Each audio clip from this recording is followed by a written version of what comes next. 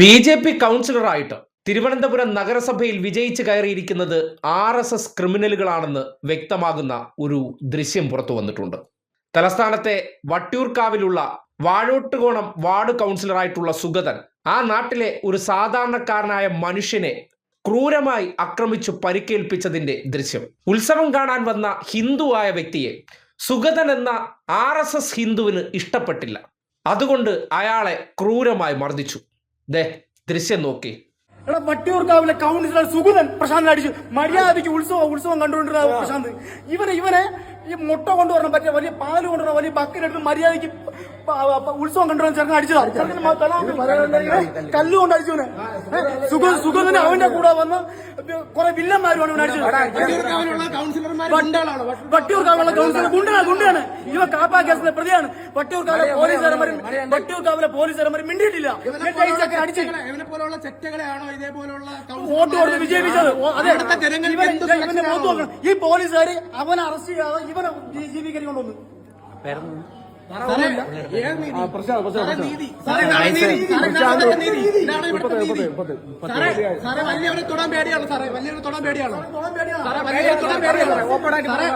Councillor ആയതുകൊണ്ടാണ് തൊടാത്തെ. Sir എന്തെങ്കിലും പറയണം. എന്തുകൊണ്ടാണ് തൊടാത്തെ? സുഗതനുണ്ട്. സുഗതന്റെ കൂടെ കിരൺ. വട്ടിയൂർക്കാവ് സുഗതാരാണ്.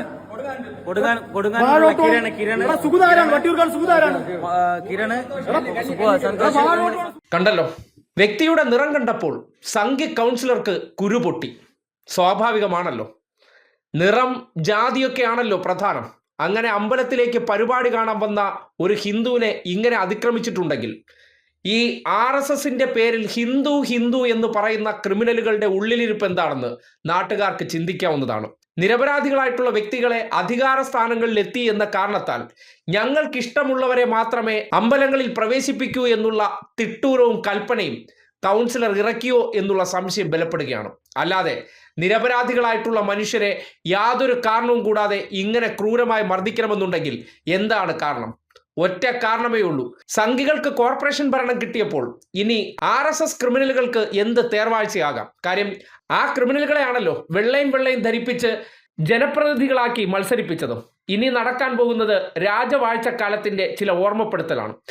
ആര് ഉത്സവം കാണണം, ആര് ഉത്സവം കാണണ്ട എന്നൊക്കെ കൗൺസിലർ രാജാവ് തീരുമാനിക്കും. അതിന്റെ ഭാഗമായിട്ടാണ് ഇമാതിരി പ്രവർത്തനം ഒരു സാധാരണ മനുഷ്യനോട് ചെയ്തിരിക്കുന്നത്. ആ വിഷയത്തിൽ ആശുപത്രിയിൽ എത്തിച്ചതിന് ശേഷമുള്ള ഒരു മനുഷ്യന്റെ വികാര പ്രകടനമാണ് നിങ്ങൾ കണ്ടത്.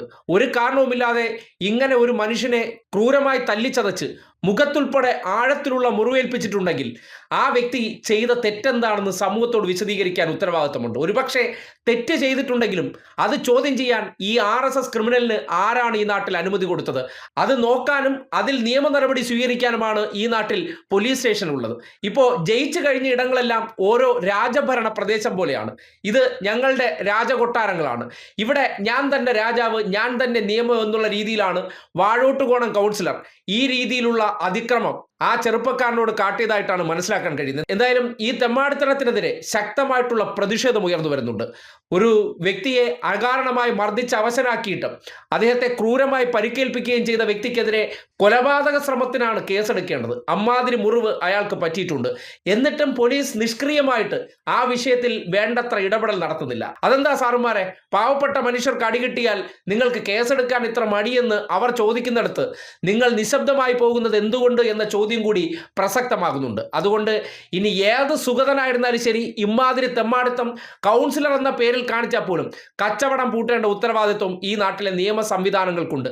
അതുകൊണ്ട് ഇത്തരം തോന്നിവാസങ്ങൾ കൗൺസിലറായി എന്നതിൻ്റെ പേരിൽ ഏതെങ്കിലുമൊക്കെ ബി.ജെ.പിക്കാരന്മാർ കാട്ടിയാൽ അതിനെ നിയമപരമായി ആ രീതിയിൽ തന്നെ നേരിടാൻ ഈ നാടിന് അറിയാം. ആ രീതിയിൽ നിയമ നടപടികൾ സ്വീകരിക്കാൻ പോലീസ് തയ്യാറാകണമെന്നാണ് പറയാനുള്ളത്. അമ്മാതിരി ക്രൂരതയാണ് ആ മനുഷ്യനോട് ചെയ്തിരിക്കുന്നതെന്ന് അയാളുടെ ദൃശ്യം കാണുമ്പോൾ തന്നെ വ്യക്തമാകുന്നുണ്ട്.